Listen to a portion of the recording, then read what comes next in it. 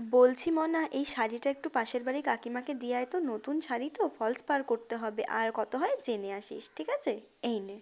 হ্যাঁ ঠিক আছে, দাও শাড়িটা।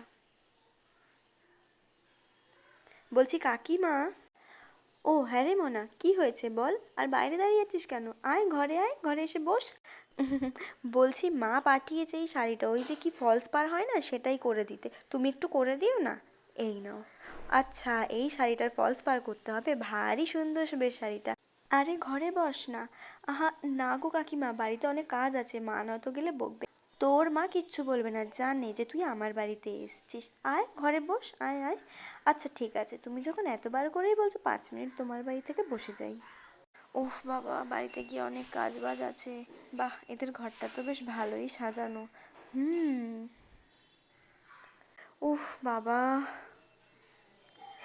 ও, তুইও চলে এসেছিস? বলছি ওখানে ঠান্ডাটা রাখা আছে, খেয়ে নে। আরে না না কাকিমা, আমি খাবো না, আমি খেয়ে এসেছি। হ্যাঁ, এর মানে আমাকে বলেনি?